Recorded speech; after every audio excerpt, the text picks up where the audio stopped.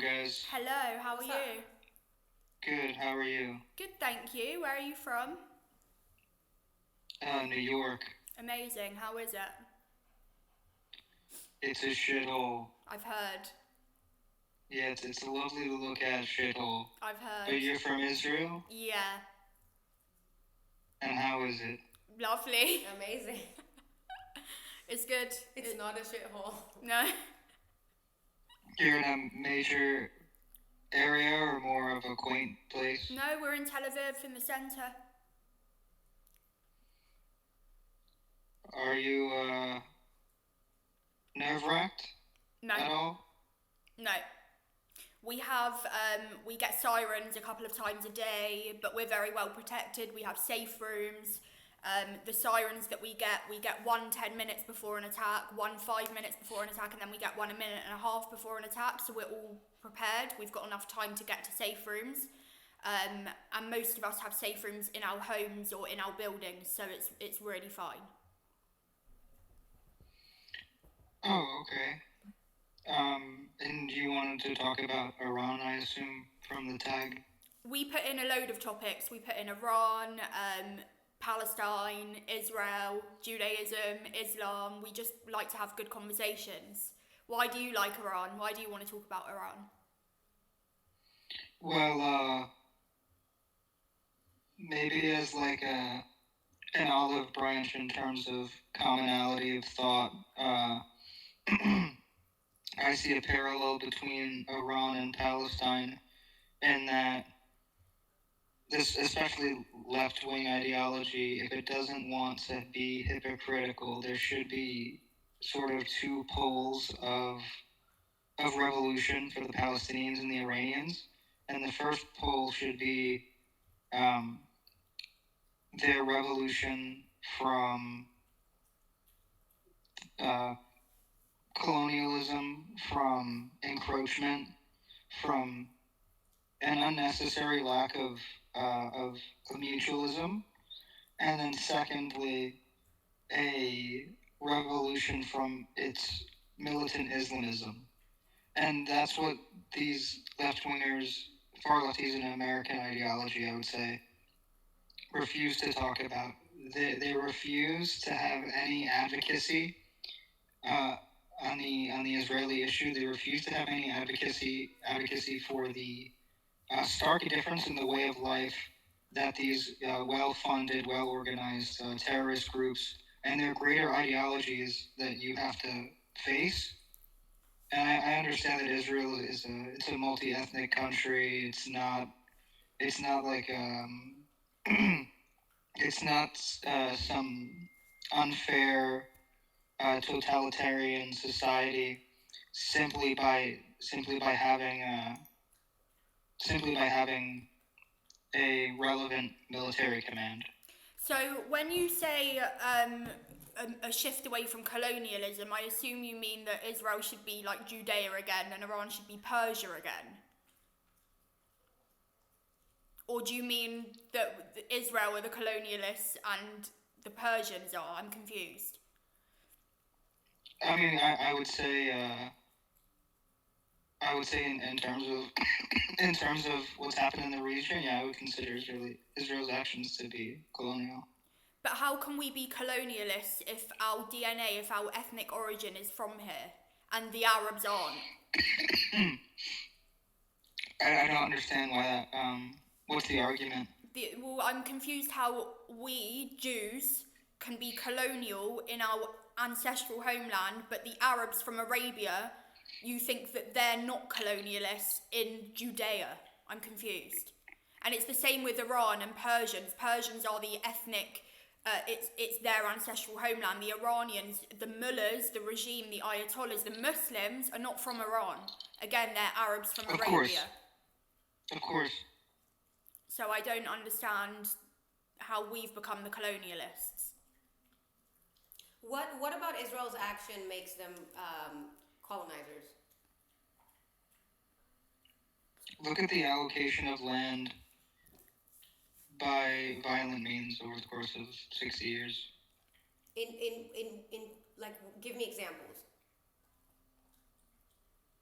the size of your state? Yeah. It's tiny. How was that land acquired? Well, it was acquired through a peace treaty, and then the peace treaty wasn't approved by the Arabs, even though it would have been highly favourable for them to approve it. And then the day after we declared a state, they took us to war, and we won the war. Which war? The War of Independence, 48. They started a civil war in 47 because they didn't like the partition plan suggested by the UN, which was the League of Nations at the time. And then they started a civil war.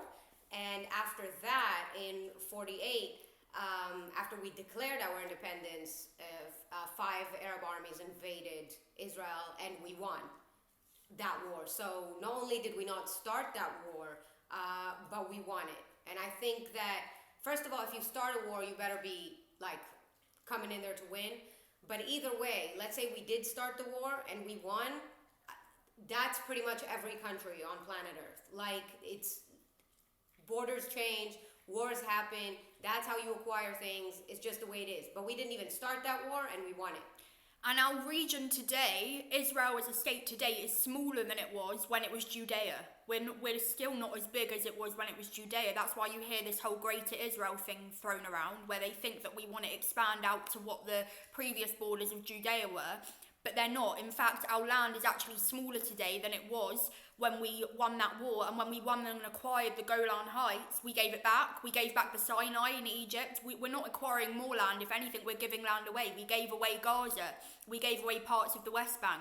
Our land's got systematically smaller, not the other way round. What's the end game? The end game, we just want to live in peace. We just want to be left alone.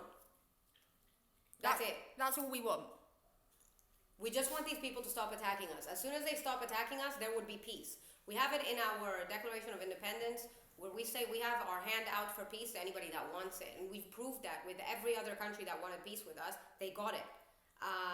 And those that didn't, those that keep starting wars with us, are gonna get that smoke. It's just the way it is. If you want the wars to stop, you stop attacking us. It's that simple.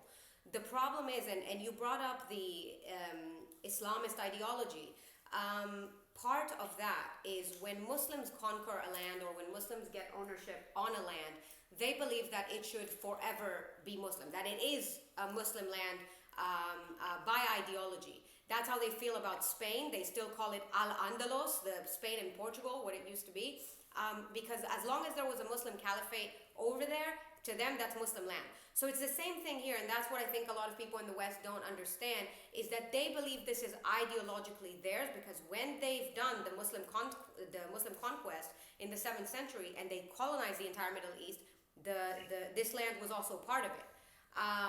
And that's why they believe that that's their land. Notice how Jordan was part of the British Mandate of Palestine, and now it's controlled by Muslims. They don't want to liberate Jordan. The PLO was established in 1964, the Palestinian Liberation Organization. It was established in 1964, before the 67 war. So back then, Jordan was in ownership of the West Bank. What did they want to liberate? They didn't want to liberate the entirety of Jordan. They didn't want to liberate, Gaza from Egypt. They wanted to liberate what was left for the Jews in this land from Jews, because it can't be owned by Jews according to them. And again, like I said, they don't want to liberate Jordan because it's controlled by Muslims. It's an ideological thing, and I think a lot of people don't get that. Sorry, we yapped for a bit too long. You can go. Excuse me. No, I highly appreciate that, and I am disgusted by the tolerance that people have for that movement, and it's affecting Israel, and I think it's also affecting Europe and America. Islamification. I left Europe for that reason. I grew up in the UK. I'm Jewish, so I'm from here. But I grew up in the UK, and I left the UK because of what's happening to my country. So I can. And the authorities there are silent on woman and child abuse Yeah. by And I see the same thing happening in New York. We're content creators, like this is what we do, and I did a video warning New Yorkers about Zoran Mamdani about 6 months before he was elected. I said, do not elect him, because we have the same in London with Sadiq Khan. He promised us the same things that Zoran is promising you, and London is a shithole now. So do not vote him in. And we try to warn you guys. I mean, we can only do so much. Like, we're small creators. We're not big. We're not like the pro-Palestine with millions of followers. We're small fish. But we tried our best. And I so worry about the future of New York, just because from a Londoner's perspective, I saw all the signs. And again, another thing, I want to amplify your point, that we, here in Israel, we are 7 million Jews here in Israel. There's more Jewish people in America than there are in Israel right now. Yes. In total, we're 14 million. When it comes to Muslims, we're talking 2 billion. 2 billion Muslims. More than that, 2.2 I think.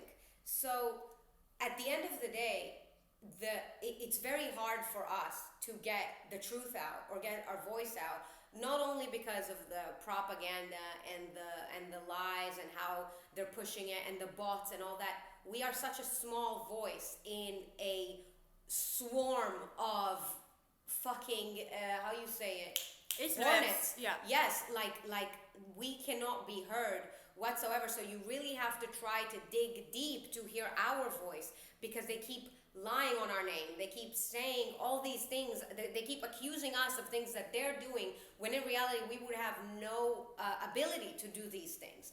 And at the end of the day, with these people in that movement, the more questions you ask them, the more you try, and that's why they don't want to talk to you in protest. They're like, we can't talk to you, we can't talk to you, we can't talk to you, because the more questions you ask them, they will have to get to the truth eventually, because they just lie.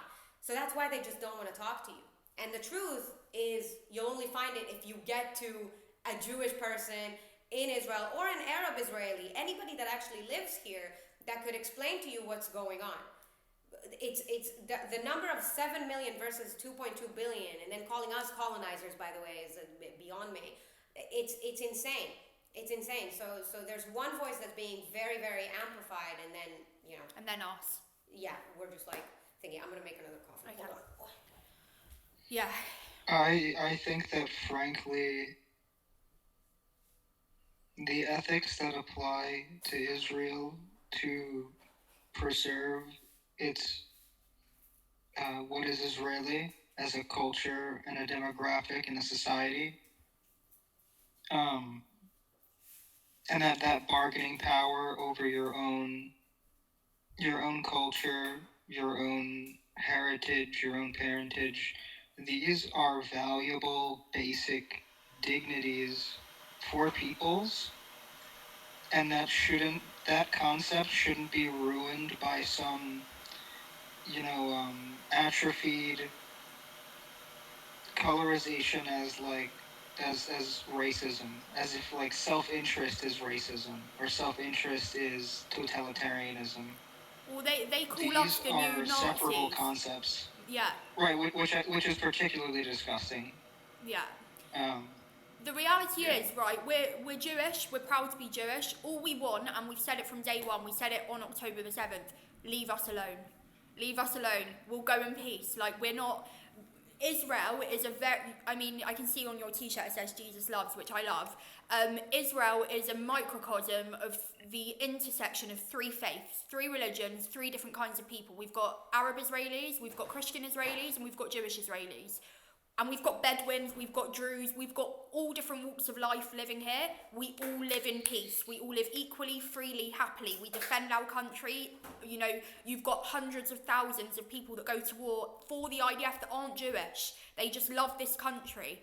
And preserving that is the greatest thing on earth. And we don't have any system of racism here in Israel, because we're all the same. We all want the same thing. It's outside voices trying to perpetuate this whole idea that Israelis are racist. This is an ethnostate. You know, there's apartheid, and it's crazy. And again, you will always find hypocrisy in their arguments, because they can call us an ethnostate, which again is a lie. It's a complete lie. But even if it was, what's the problem with that? You don't seem to have a problem with China. You don't seem to have a problem with Japan, with Germany, Poland, you don't seem to have any problem with other ethnostates, but us who are not an ethnostate, that's a problem. And again, it's one Jewish country, which is not even entirely Jewish, on earth. Like, you gotta really zoom out of the narrative that they're trying to portray. You gotta zoom out to see the full picture and realize how hypocritical they are, and how much they're trying to push something that just isn't happening. It's not happening, and they would not be pushing for the same thing for other countries that they have no problem with. Just here. Where is this coming from? Why is the consensus so major? It's for me. It's a numbers game. We literally can't get our voices heard. We try. It's a tale as old as time of pure hatred for Jewish people. They're not the first ones. They're not going to be the last one. They're just our lamest enemy at the moment. We've had empires on our ass.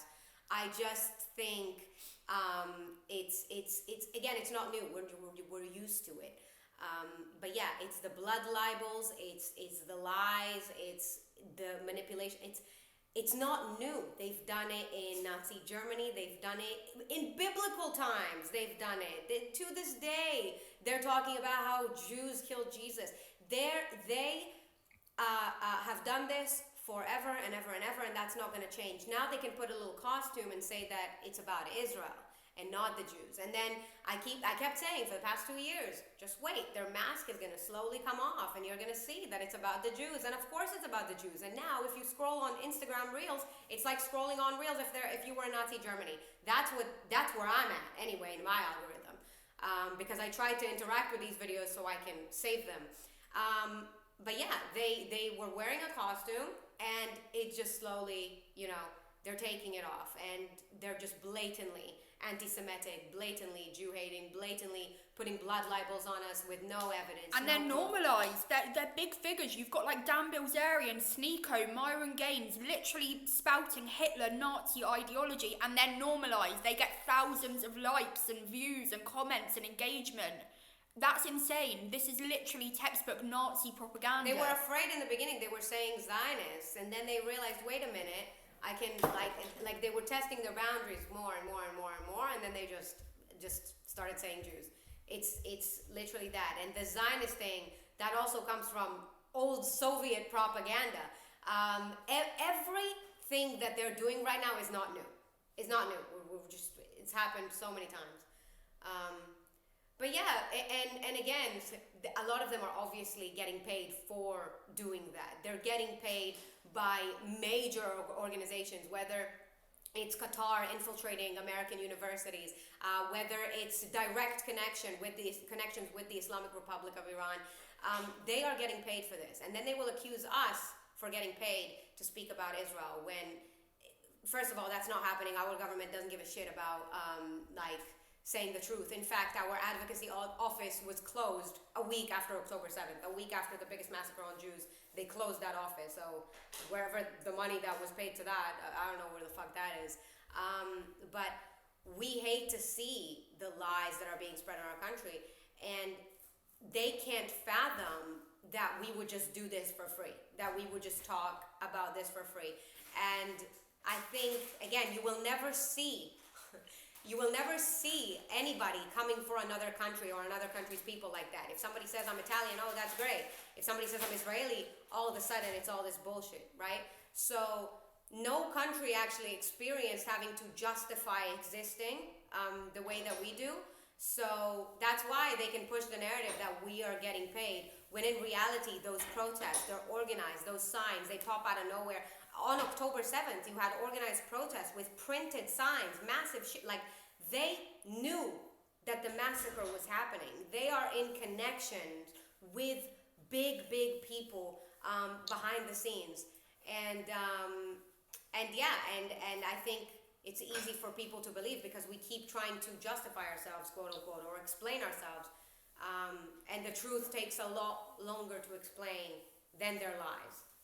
It takes us a lot longer. So they can fucking spew a lie tomorrow in a tweet that that IDF soldiers put cigarettes off on a 1-year-old. You have people from all over the West amplifying that, making videos. The IDF did that, the IDF did that. And by the time we can come out with the evidence that that didn't happen, no, they don't actually care. They don't care about the truth. They don't care that that didn't happen. They only care that they can use this against us. And by the time we come out with the truth, nobody cares. They don't, and that's a sad story for the Palestinians as well. It's a very sad story because they don't care about the Palestinians at all. They care about them when they can use them against us. That's just a fact of the matter. I feel like I'm talking so much and I just keep like bouncing in my head in so many points, so I'm sorry. I apologize. Oh no, it's wonderful. I appreciate the passion, and frankly, I think that you deserve your living space. Thank you. Thank you. We appreciate the sentiment. Thank you. Whatever, if you were to achieve some more conservative, ethnocentric demographics, I think that's a part of democracy, is people being able to decide such a thing within reasonable, rational, humane means of achieving that redistribution of people.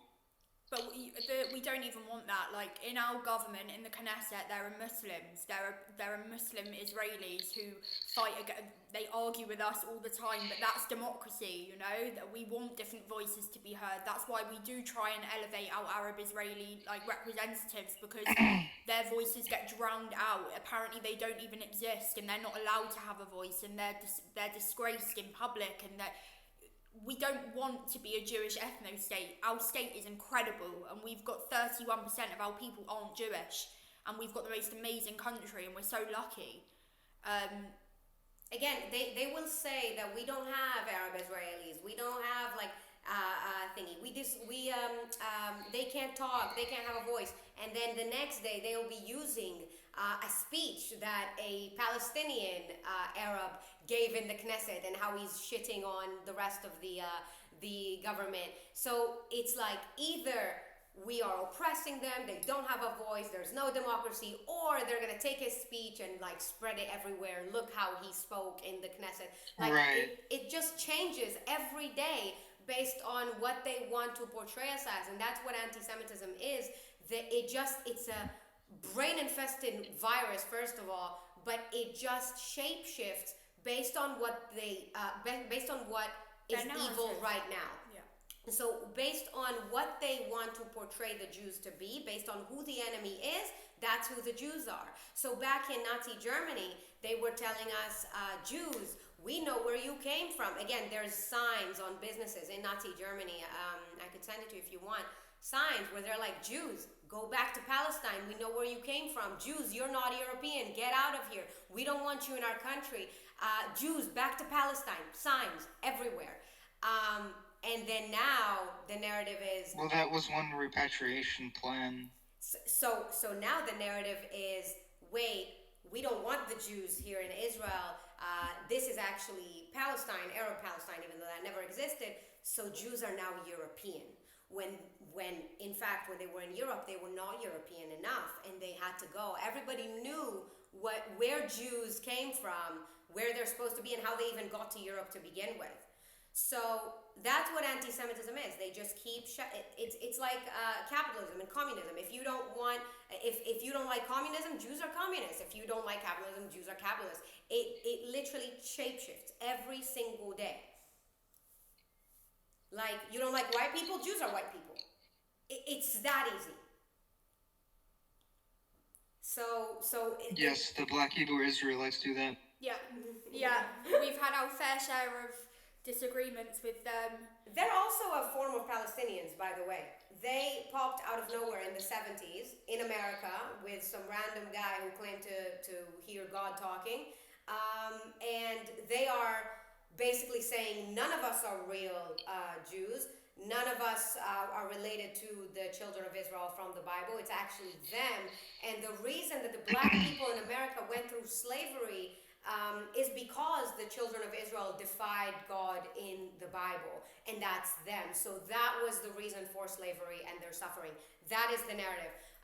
The thing with the Black Hebrew Israelites, they're not really bothering us because they're not trying to kill us. So it's like, I believe what you want to believe, that's fine, as long as you're not trying to kill me. Like, do what you got to do.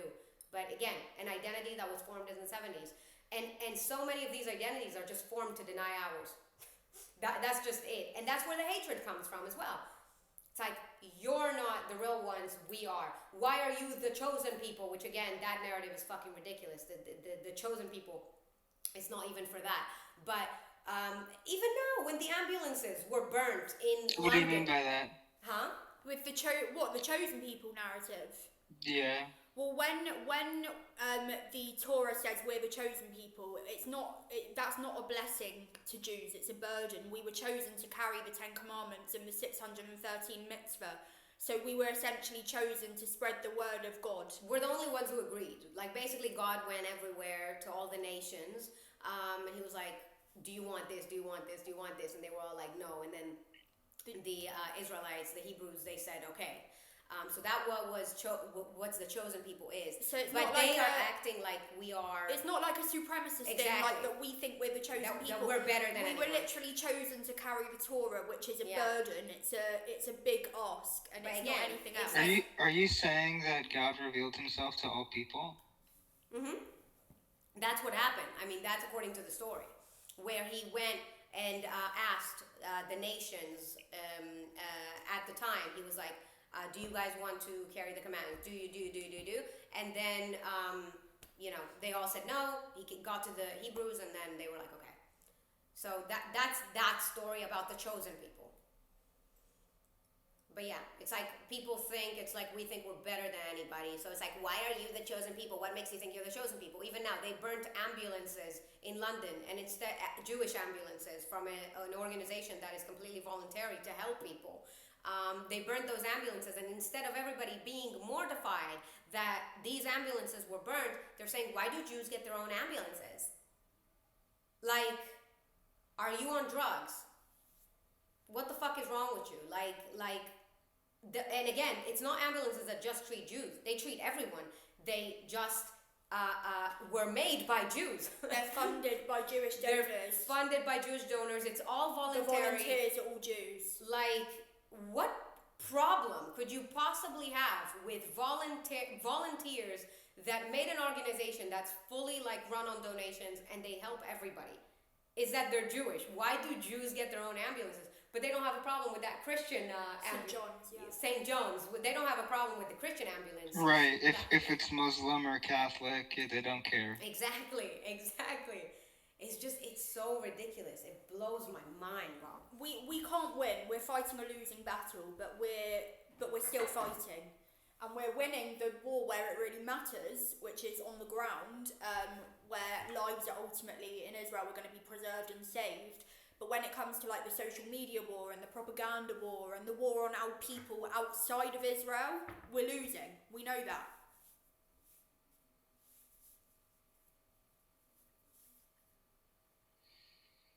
In Iran. Yeah. There's also a saying. Of Iran? There's also a saying that goes. Golda Meir, our former president, she said that if we have a choice between being dead and pitied and being alive with a bad image, we'd rather be alive and have the bad image, because we don't care. You want to talk shit, that's fine. We would rather be alive. So whatever you want to say, go ahead. We're going to try to tell you the truth. You don't want to believe us, you're going to suffer the consequences of that later. Europe is seeing that right now. But at the end of the day, we'd rather be alive. So we're going to do what we have to do. If anybody wants to launch wars with us, that's fine. You're going to get that smoke. But we're not going to let people kill us so that, they're satisfied. Absolutely not. You know what I mean? And I think that's basic common sense for anybody that just wants to be alive. Yeah. Yeah. The issue is deliberately dishonest framing by media apparatuses. Exactly. To make self-defense into villainy. Yeah. 100%. Yeah. 100,000%. And we're also and fighting this isn't the first time, yeah. We're fighting people who don't want to be alive. We're fighting people who glorify death. That's another. Which is a huge problem. In Judaism, there's no greater gift than being alive. In Islam, there's no greater gift than dying. And that's a problem. That's a fundamental problem, because they're more than happy to kill themselves because they think that's jihad. They think that they're going to end up in heaven somehow by literally sacrificing themselves. They glorify death. We're fighting people who want to die. And they say this. They say, you're never going to beat us. You know why? Because we love death. You love life. They say this. They have no problem saying this. We are dealing with people, you see all these images from Gaza, like the horrifying images. Most of these are obviously fake. First of all, they're fake. They've been proven fake.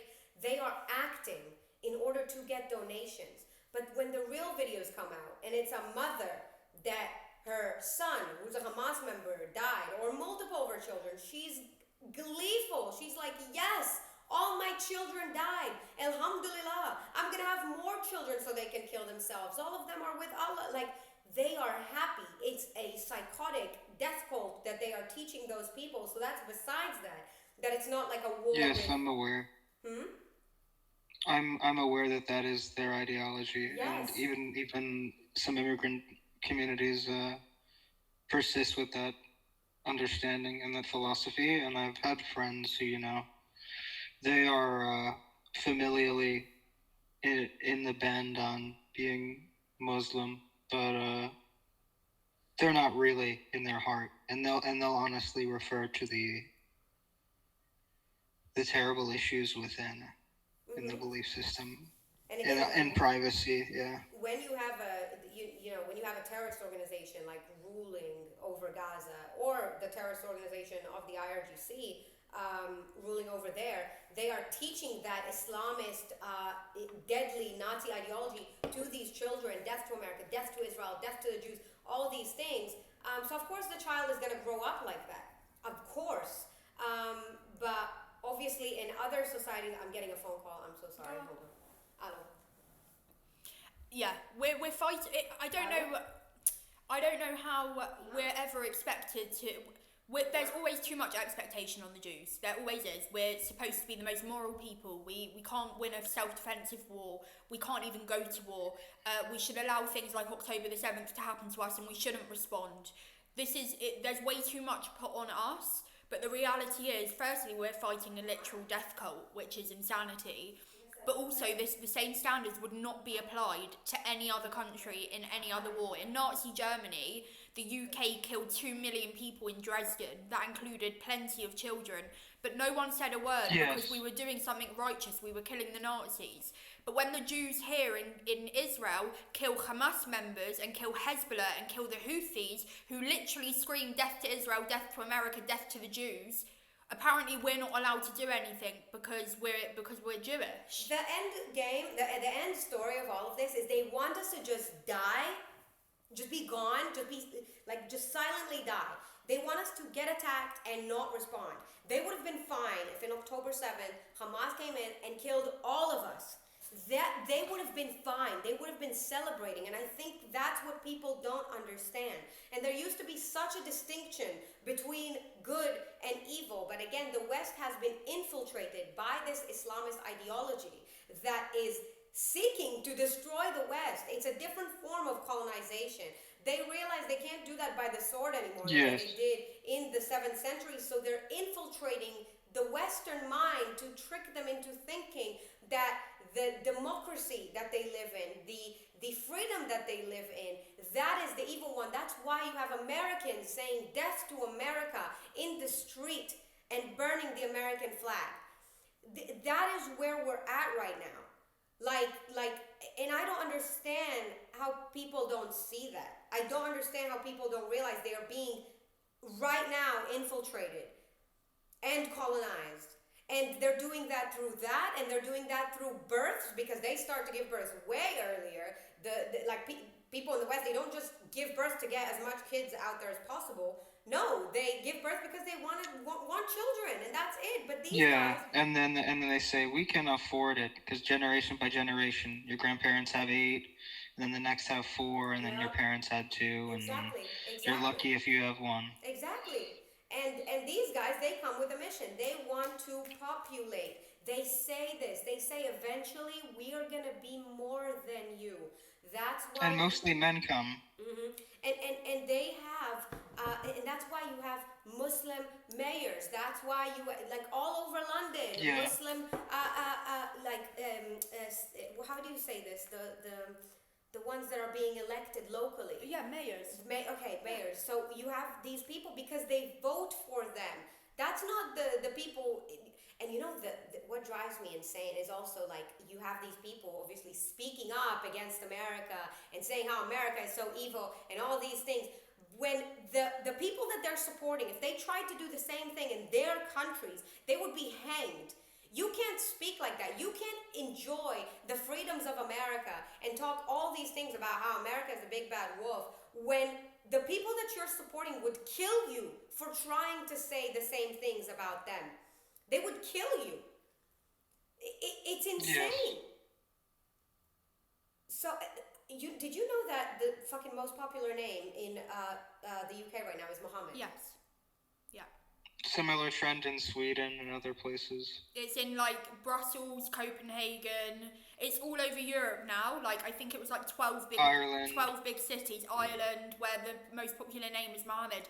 I say it all the time, the Islamic conquest did not end in the 70s. It just shifted focus. It shifted its attention away from the Middle East because they knew that they weren't going to win Israel. They knew that. So they started emigrating to Europe, and they started infiltrating Europe in a very different way than they had done before. Not through, as Mia said, not through the sword, but then through the minds and governments and politics, and they started seeping their Qatari and Iranian influence into Western democracy to a point now where it's reached a boiling point, and people in the West, like the blue-haired, left-wing lesbians with septum piercings, seem to be rallying for the Iranian regime, who would literally hang them in Tehran Square if they went there tomorrow. It's insanity. It's chickens for KFC. I've lost friends over that, yeah.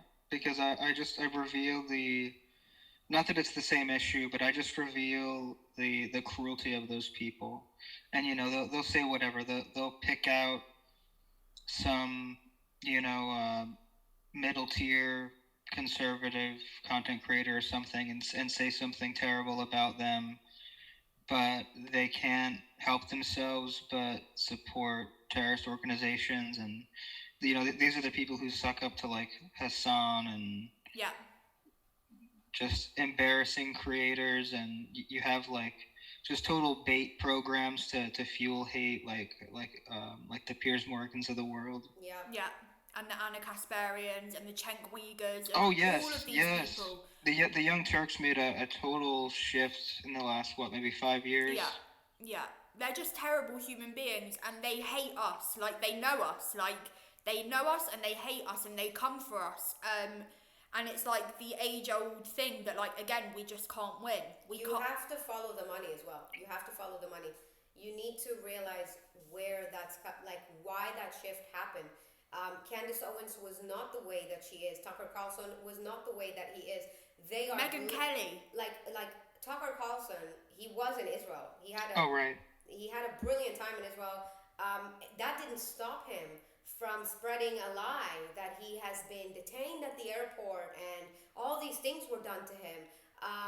And then Israel literally had to release security footage from the day that he came here to show that not only did he not get detained, but he hugged with the people at the border. They were hugging. They were having a good time. He was talking on one of these interviews about how Israel is one of the most beautiful countries that he's ever seen, and he's had such a good time. And then now he's saying that Israel has not built anything new since 1948, and it's an absolute shithole.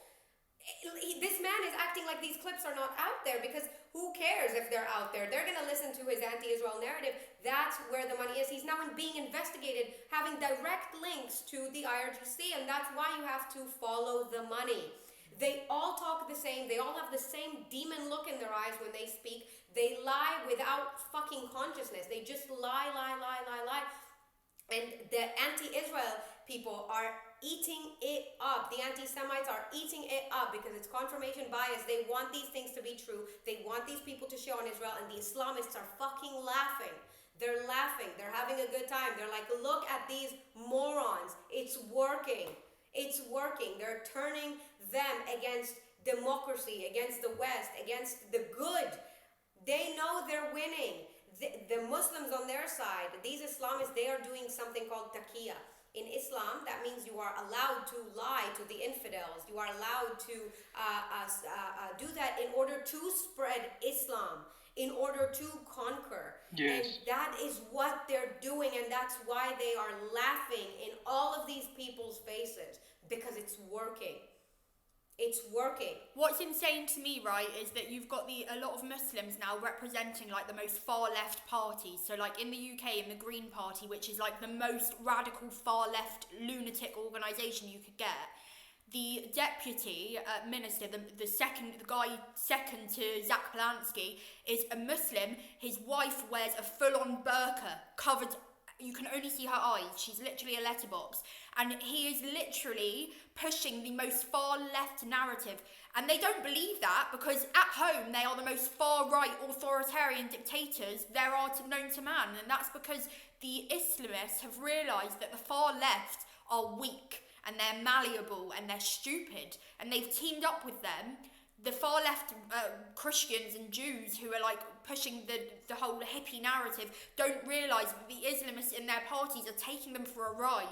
Because the minute that Wolves in sheep's clothing, yeah. Exactly. They're going to fund their own massive import and a trail of money that goes to prepaid credit cards and hotels and decades worth of non-labor required funds to go straight to import migrants that are going to be, 70, 80, 90% middle-aged, young to middle-aged male with no plans, no common culture, the barest understanding of the language, the barest understanding of etiquette, and they just release them into the streets, and even if they give them high-quality lives and great living conditions, they're as equally likely to be intolerable and to predictably commit violence or petty crime or theft, and that's the least of the issue. It's normal there. You import third world, you get third world. That's just what happens. But it's also just outside of the obvious morals of crime, there is the implied morals of the West, and just like any other countries, being able to preserve a majority of its own culture in every aspect of it. Yeah. So if the community doesn't want to build a mosque because the Islamic population is this smidgen, then people aren't going to contribute to that function, and it's not going to be voted in. It's not going to be persistent on the basis of democracy, on the basis of the country. But what's crazy to me is if anyone is stupid enough to think that someone like Zohran Mamdani actually believes in left-wing ideology, they're delusional. I voted against him. Yeah. I would have done it in a heartbeat. He's an Islamist. His track history shows that. And Islamism is as far right as you can get. It's like the most dictatorship, the most authoritarian. He doesn't prescribe to that ideology in the Western world. In the Western world, he puts on a coat and he says, I'm a leftist, I'm a socialist. He's standing there with the fucking LGBTQ flag next to him. Crazy. Shut the fuck up. Shut the fuck up. But now, you're seeing the effects of what's happening in New York. You're seeing the slow takeover. You're seeing a mass Muslim prayer in Times Square. That's an assertion of dominance. They do it in London. They pray outside. It's a dominance thing, and that isn't left wing. They don't have to do this. Muslims are saying we don't have to do this. We're doing this to assert dominance. They don't have to. They can pray in the mosque. Yeah. And you reminded me of this clip, which I just want to show him. Look at this. Hold on. You're gonna let her out. Look at this. When I was an extremist, Islamist, fundamentalist, I would only vote left. Why is that? I saw them as very stupid. I would fear the conservatives because they come with principle. That's not someone they can brainwash. But the left, I know they have no values and no principles to begin with. I dare you to find one Islamic extremist that votes for Donald Trump. Never do it. They'd give their vote to the leftist who wants to to run around in pride parades, and Islamic extremists are against gays and homosexuals and transgenders, but they want the left to go and get busy with that. They want them go speak about the climate, go speak about abortion, go kill yourselves, go do that. And Omar, she's fighting for abortion rights and all the other, my body, my choice. Yes, go do that. But would she have an abortion? Never. Never. Would she kill a Muslim in her stomach? Never. What is the fundamentalist and jihadi agenda for America? The future of America has to be Muslim. When I was an extremist. Luckily, we have Right. voices like this that are honest. It's insane. It's insane. It's insane. And they are bringing to, they want America to bring to its own downfall, and they're doing that through the young, impressionable minds. They're doing it through the colleges, and it's so sad. And I really, Yes. it's ridiculous. I worry about the future of the USA. I do. Yeah, I lost some of my, well, like, some of my friends stopped talking to me. We got into, like, a fight because about this issue. And, you know, they just sort of, they jump to their intolerance, and they throw around words like Islamophobic and so. That is going to bring to the downfall of the West. That bullshit. Being afraid to bring these topics up, first of all, and to have these conversations. Islamophobia is completely made up. Phobia is an irrational Yes. fear. It's an irrational fear. The Islamophobia has been made by Islamists to adhere to the Western PC mentality in order to spread it around. Islamophobia is an irrational fear. There's nothing irrational about fearing Islam. If somebody yells God is great, or Baruch Hashem, which is God is great in Hebrew, you're not gonna run away. But if somebody comes in the fucking train and starts screaming Allahu Akbar, you know, I don't care how leftist you are, I don't care how much you are against Islamophobia, I don't care how many Muslim friends you have. You would get up and run for your life, and you know this, and that's why Islamophobia is made up. That's why it's made up.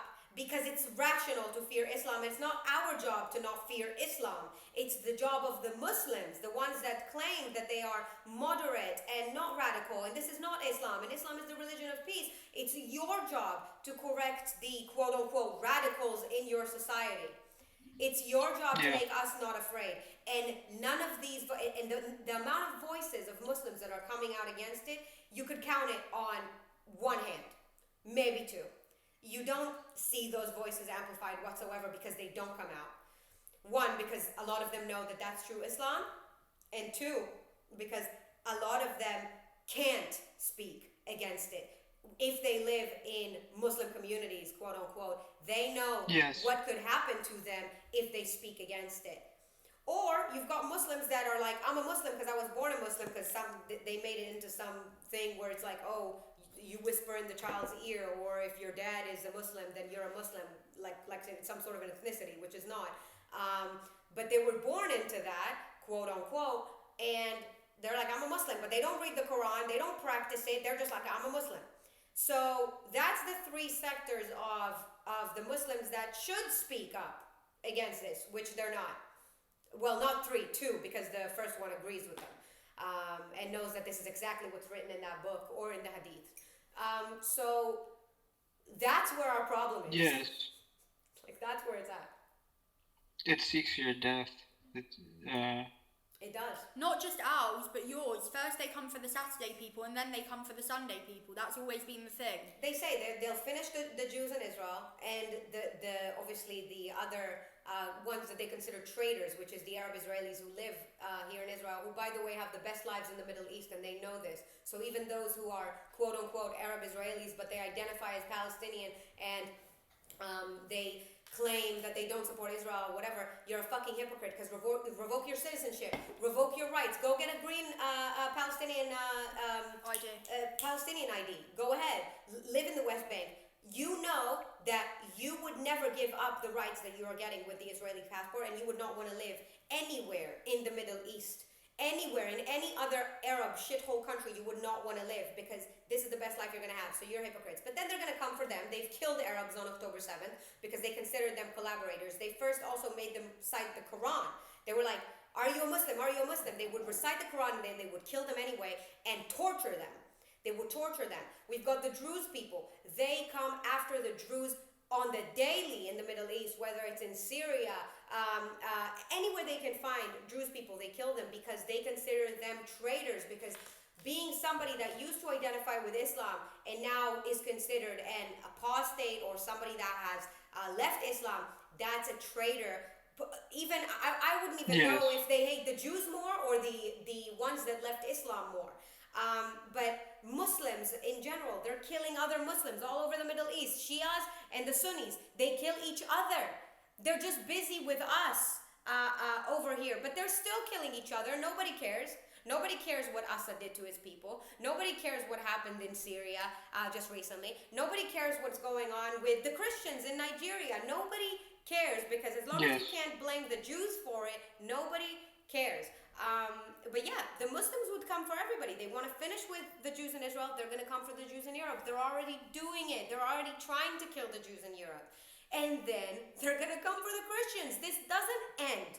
They're already coming for the Christians, but this doesn't end with Israel. I mean, that's what the Crusades were fought over. Yeah. But I think it's now time, and I say this as someone who's literally had to leave my country because of death threats constantly. It's time that people reclaimed their countries. You see it in the UK. You see a movement of Tommy Robinson and Katie Hopkins, British voices speaking out and saying enough is enough. We need to do something. And it's going to be like the modern Crusades. That's what it's going to have to come to. Because enough is enough. World War III will not be a war between countries. It will be a war between the West and Islam. That will be it. And it will be nothing to do with the Jews and nothing to do with Israel. It will literally be Western democracies against Islam. That will be World War III. Yeah, of course, because of Sharia law, because of the numbers game. Yep. And the mass migration of that. Yeah. If the West doesn't wake up right now, it's already, I don't even know it. It's already looking too late. But they gotta stop it. They gotta stop it, and they're not. They're not stopping it. Even in Canada, just now they tweeted, this is really important to bring up awareness right now for Islamophobia. Just now, there's some Canadian, I don't know what organization that is, talking about Islamophobia. Bro, Christians and Jews are the ones being massacred. Christians can't go to Christmas events. First of all, they changed the names of Christmas markets to holiday markets? Yeah, holiday markets or winter wonderland, because they don't want to offend the Muslims. I'm sorry. Are the Muslims worried about offending other people with their holidays? What you actually see is when non-Muslims are eating in the streets during Ramadan, you have Muslims not only with the whole audacity of coming up to them and being like, why are you eating?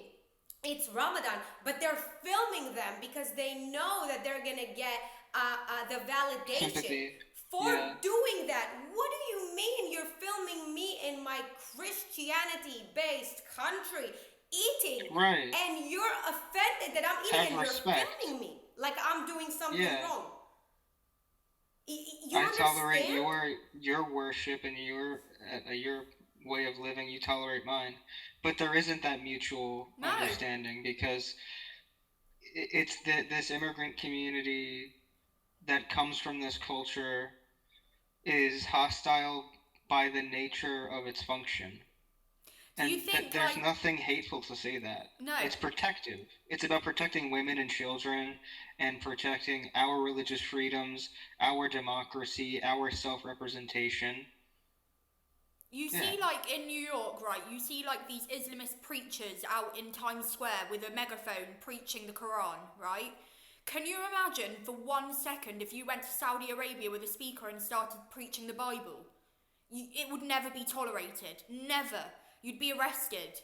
You'd be called a heretic. It would be you might even get hung. It's that bad.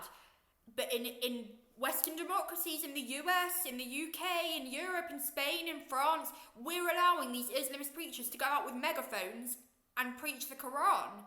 But we can't do the same in their countries because we, for some reason, Western democracies have this like issue where they think that DEI and tolerance and kindness, that's going to be our downfall. That's going to be our downfall. Yeah. At some point, democracy has to change. We have to shapeshift because yes, we like to be inclusive and we like to bring people in and we like to allow everyone to have voices and representation, but not at our cost. Not at the cost of us. Of course. It's too. I don't know. I think I worry about the US and I think it's too late for the UK. So I worry that the US is going down that same slippery slope. Look at Dearborn, Michigan. Like it's too far gone. Yes. It's crazy. I worry about New York. It's already so far gone. It is. It already went through so many layers of mass migration, and then last one was like the Chinese, and now it's whatever it is, like sub-Saharan Africans selling handbags on Canal Street. Yeah.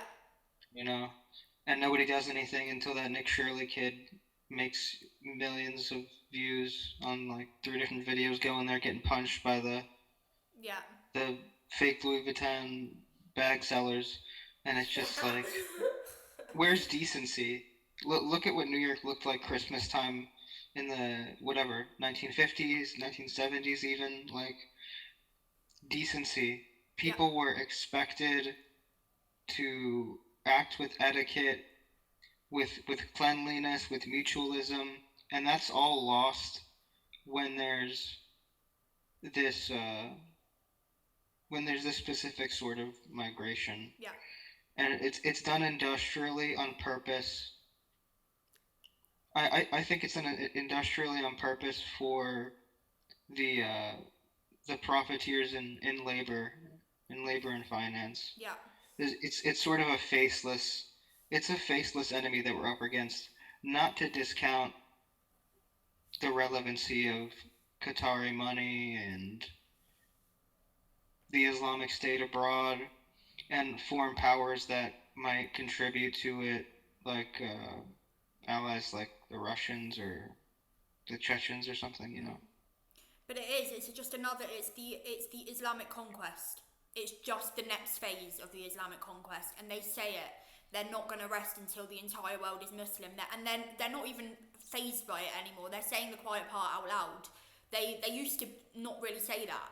They used to just be like, look, we just want you to respect us and we want to be able to live in your countries. Now it's like, no, we're here, and we're in big enough numbers now that we're taking over. They've gone to the next phase.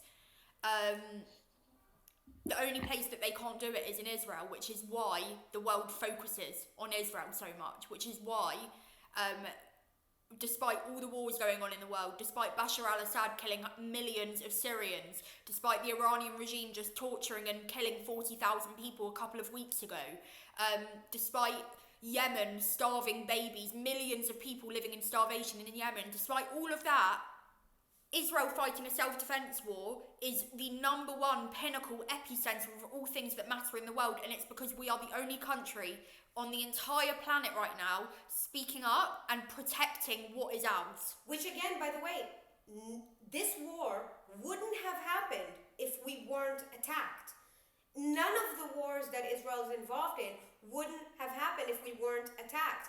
And even now, the war with the Islamic Republic, who vow for 47 years they're going to end Israel, they have already sent here 300 and 200 on 2 different times ballistic missiles at once. At once. That is an imminent threat to us. On top of the terrorist proxies that they have surrounding us, terrorist proxies that are constantly attacking us. We have to go in there. We have to end this threat. We have to cut the head of the octopus because these terrorist proxies are their way of touching us, and now they're doing it directly. And if we don't do this now, we're going to be facing a nuclear threat because they don't have a problem sending ballistic missiles here with cluster warheads, which are only for maximizing civilian casualties. They're illegal weapons.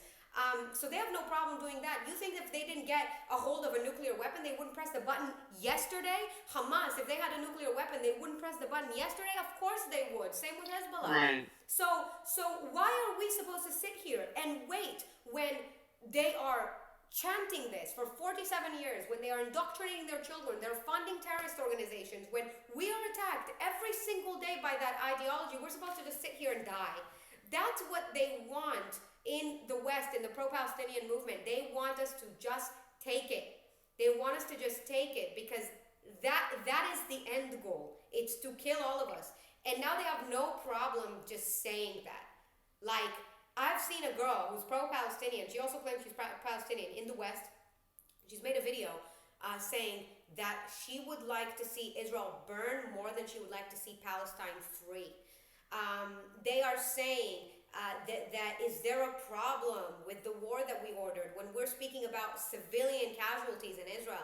Like they don't give a fuck about human lives or civilian lives or any of the sort. It's about wanting us dead, all of us, and then they'll be pleased. Then they'll be happy. Then they'll move on to the next problem. The thing is, we refuse to die. And that's what drives them insane. We don't want to die. That's it. So that's why we're scrutinized. Well, it's more than we don't want to die. We want to live. We love life. Like, it's one of the, like, tenets of Judaism. Like, we love life. That's always how we've been. And there's, again, Golda Meir, who was our Prime Minister. She's a woman. She was incredible. She also had another amazing saying, which is, the wars will end when the Arabs love their children more than they hate us.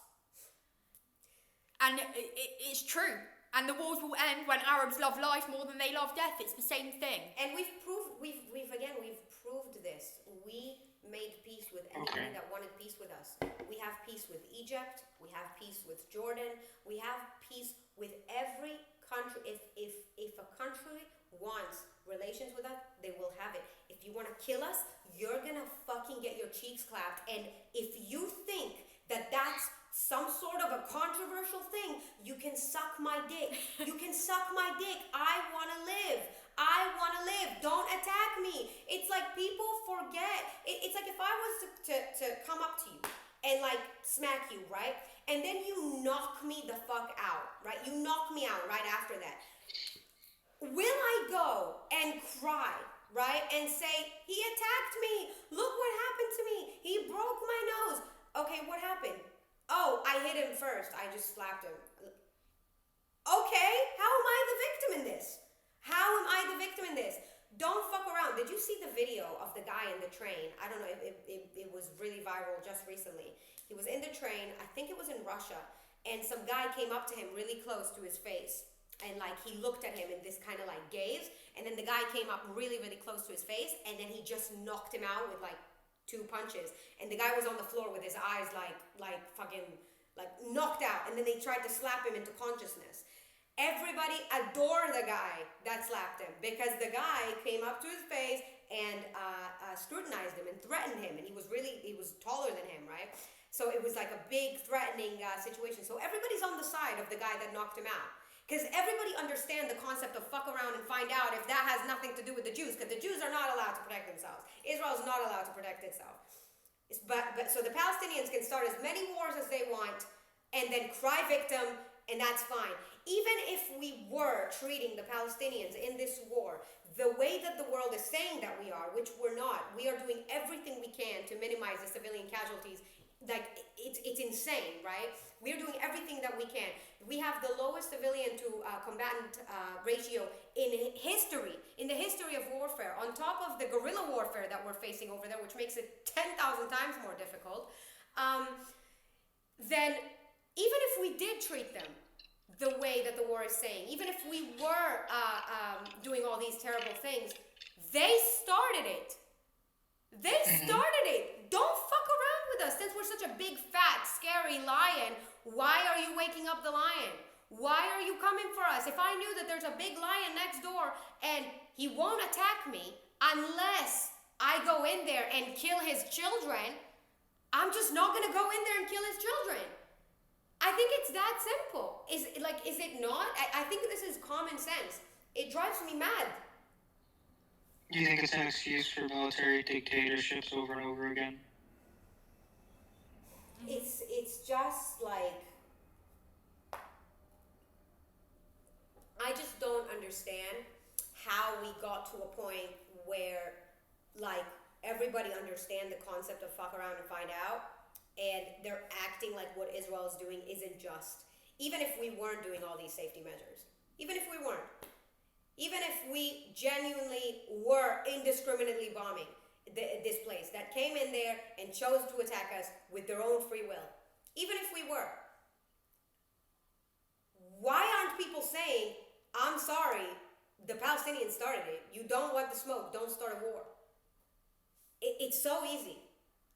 It's so easy. Right. But there's always another reason. So they'll say, but it didn't start on October the 7th, it started in 1948. And then we'll say, but it didn't start in 1948, it started in 1929 in the Hebron massacre, where Arabs murdered Jews murdered a whole Jewish village. And then they'll say, yeah, but it didn't start in 1929, it started da-da-da. And if you keep going all the way back, what really happened is it started in the 7th century with Islam. That's when it really started. Because before that, there was relative peace in the world. And since then, there's not been relative peace in the world. Because of in the 7th century, Muslims...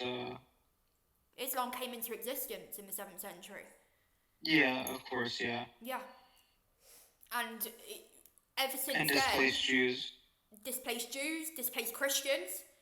For me, personally, Israel was the homeland of Christians as much as it's the homeland of Jews. Jesus was Jewish and he was from here. And it's the birthplace of Christianity. They displaced you guys as much as they displaced us. And they've done it all over the world. They did it in Spain, they conquered Spain, they kicked out all the Christians. Obviously it got reclaimed, but they do it to me and to you. And for some reason, the Jews are the only ones that shout about it loudly.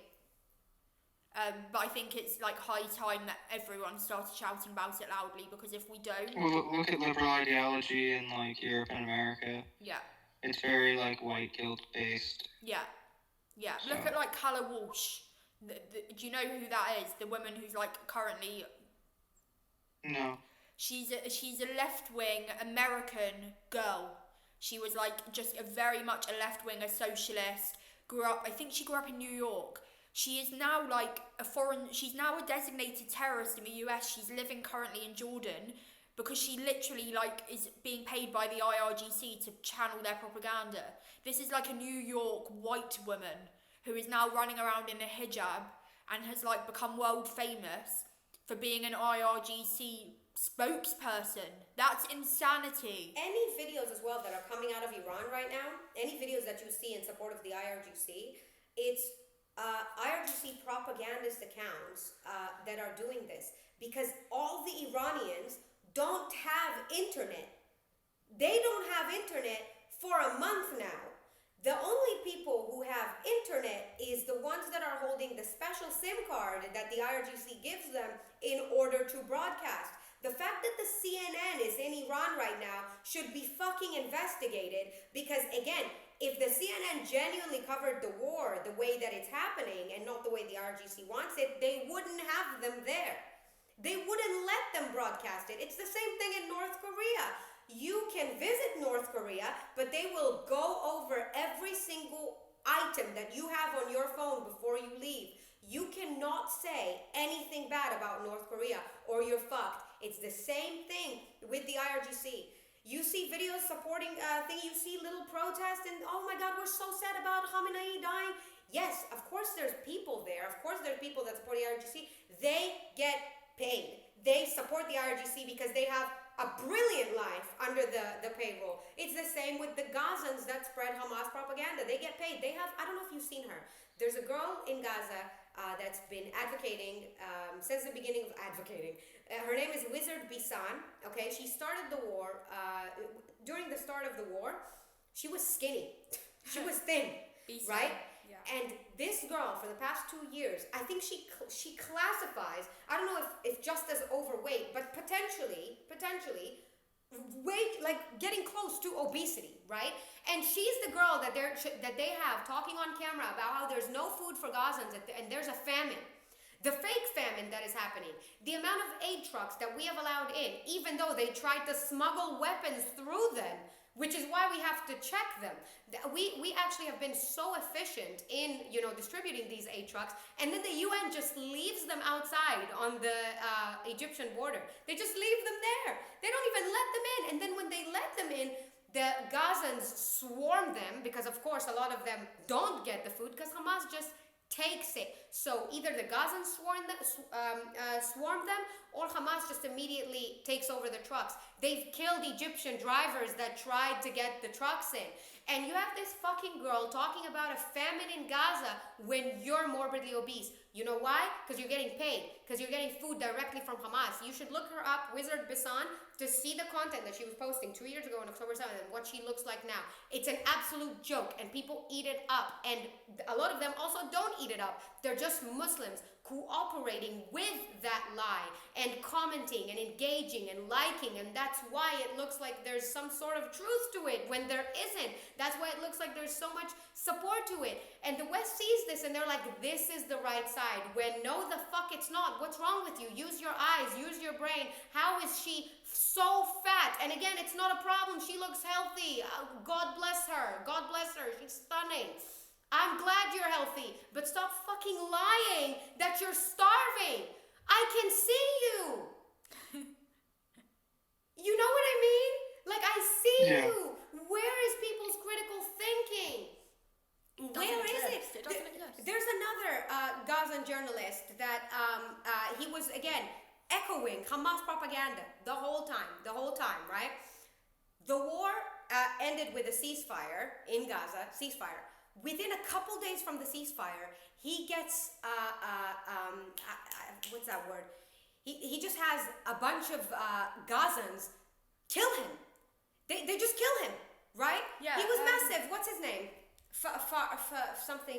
Well, we call him Mr. Fafo. Mr. Fafo. Because he was really happy when the missiles came in on October 7th. He's like, Allahu Akbar, Allahu Akbar, Allahu Akbar. And then immediately after October 7th, he started crying when we started Mr. attacking Fuck around, Gaza. find out. Yeah, Mr. Fuck around. Saleh al-Awuri. Saleh, yeah. So then the Gazans kill him. They like the people that were saying about him being killed, they're just saying, he was killed, he rest in peace, da-da-da-da-da. But none of them are saying how he was killed. None of them are saying how he was killed because nobody cares. It's not Israel. They can't blame it on Israel. They try, but then everybody's like, but there's a ceasefire, right? They fucking got rid of him immediately. The Gazans. So, and again, Hamas as well. They kill Gazans in the street. As soon as the ceasefire came into place, they kill Gazans in the accusation of collaboration with Israel, right? There's no evidence to that. There's no truth to that they collaborated with Israel, which I wish that they did. We've given them special channels to do that so they can help us find the hostages. Not a single Gazan helped. In fact, they kept hostages in their home. Right? In Nazi Germany, you had Polish people and German people helping Jews, helping them to try to save their life. Gazans, not even one. Fuck them for that, right? Fuck them. So, we still... Wait, what was my point? What was I my have no point? idea. Oh my god, I keep jumping. I'm so sorry because I have so many points. Regarding Hamas hostages. Yeah, so being, Hamas kills these Gazans in the street without any fucking evidence. Same thing the Islamic Republic does with the people they're executing as we speak. They are executing them on the charge of betrayal of God. What was the exact charge? How do they say it?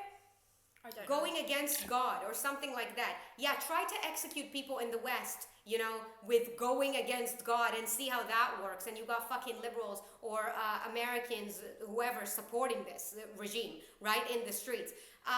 But yeah, they're killing them for cooperating against Israel. Nobody cares that the Gazans are dying. Nobody cares that the Palestinians are dying because Hamas is killing them.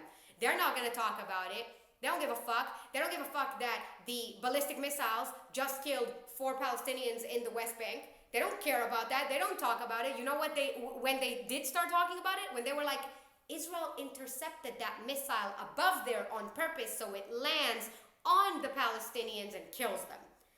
That's how far the brain rot and the how do you say this? The mental gymnastics goes to blame Israel. What about the Israeli Looney civilians? Tunes logic, yeah. Yeah, what about the Israeli civilians that died from intercepted missiles falling on them?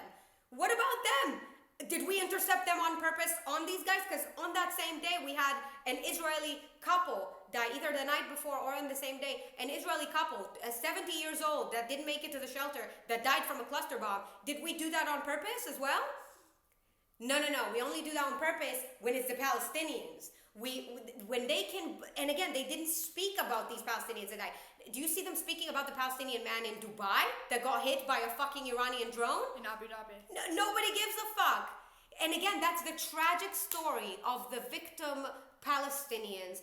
They play into that role. They love that role because, you know, they can, because the Victim Olympics is alive and well and they get special treatment, which I think is pathetic, honestly. And a lot of them in Gaza also get donations for it. But that's the tragic story of these people because nobody actually cares about them. And the tragic story of these people is that their enemy is Israel because the only reason they're being talked about is because people want to talk shit about the Jews. But other than that, you got all the Arab countries, free Palestine, free Palestine, free Palestine. Not a single Palestinian refugee was taken by these people. Not a single one. All these European countries, free Palestine, free Palestine, free Palestine. Where are you at? Where are you at? What are you actually doing? What are you actually doing for them? But the Arab countries didn't take a single Palestinian refugee because they know what the West doesn't know. They know what the West refuses to understand about these people and about what lies in Gaza. They know what ideology these people follow. They know what's going to happen to their country when they let them in. Lebanon knows it because the Palestinians took a big dump on Lebanon back in the 80s. The Jordanians know it. Again, Jordan is 80% people who identify as Palestinian, which is absolutely ridiculous in itself. But again, Jordan, they tried to kill the king. Everywhere they go is chaos. And now, especially when Hamas is controlling Gaza, when Hamas is ruling over these people and teaching them this murderous ideology that's, again, a Nazi ideology that's integrated into Islam, right? They know what these people are following. They know what's in their brain. And they also know that they can't tell who's a Hamas member and who's not. They don't know. So the Arab countries can shout free Palestine as much as they want, right? But they don't want that shit in their country. They don't want that shit in their country, and that's why they don't let them in. But the West, they have no idea. They are so gullible. It blows my mind. They're so gullible. I'll be right back. Hold on. Oh. Yeah. Every single time they shut down the conversation because, you know, they say free Palestine and you say free Palestine from Islam, free Palestine from Satan. We say free Palestine from the map. We don't even say that. We just say from the map. Palestine is a colonial project from the Romans. It never was a thing. They never governed themselves. The Romans named it Palestine. That's why it's a Roman name. There's no P in the Arabic alphabet. It was ruled by the Ottomans. It was ruled by the British. It was never an independent Palestinian state. Free Palestine from the map. Get rid. Take it back to Judea. That's why we called it Israel. That's why the land was renamed Israel, because of the Kingdom of Israel, which is in the Bible. It's in the Torah. It's in the Quran. But they can never refute Yes, that. I know. Well, they have a totally contradictory understanding of their own faith, because of course, various hadiths contradict Islam. I mean, their own prophet contradicted himself several times. They simultaneously have a disdain and a bloodlust for Christians and Jews, and I have seen that. I know it was referred to here, and I have seen that, and I have seen that they have a concept that allows for them to be deceptive towards us. Yeah. And but contradictory. They also like say that the authority to fall back on if there's no like direct answer in the text, like that they can fall back on the predominant texts being Torah, Yeah. and it's just so ironic because in practice, this is clearly not applied because it would deconstruct their militarism. It would deconstruct their lack of tolerance Yeah. towards us. Everything And it's very they say, baffling. everything they say about Israel is refutable in their own holy book, because the Quran talks about how Allah gave the kingdom of Israel to the Jewish people, to the Bnei Israel, the children of Israel. But then they'll say, but you're not the children of Israel. And we'll say, okay, but you also say that the children of Israel corrupted the land twice, and you still say that we corrupted the land twice. So we are Bnei Israel when it suits you, but when it doesn't suit you, i.e. when Allah gave the land to Bnei Israel, then we're not the children of Israel. So their own Quran, their own holy book refutes everything they say about us, about the children of Israel, about the land of Israel, about the Christians, everything. Realistically, Islam took the Torah, the incredible Torah, and it took the Bible, the incredible peaceful Bible, and it added a bit of war and a bit of hatred and a bit of vitriol, and then it said, this is the real book. This is the real book. If you follow the word of God in the Torah, you're a good person. If you follow the word of Jesus, you're a good person.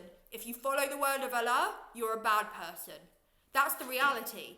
Because Allah was a warmonger. Muhammad, the prophet, was a warmonger. He killed people. Jesus didn't kill people. Jesus said, love thy neighbour. Jesus was a fundamentally good person. Moses was a fundamentally good person. Hashem, our God, a good being, a good thing. But Allah, but Muhammad, they're not good things. And that's why you see the distinction between peaceful Jews and peaceful Christians, and then these violent, dangerous, scary Muslims who follow Islam. It's scary.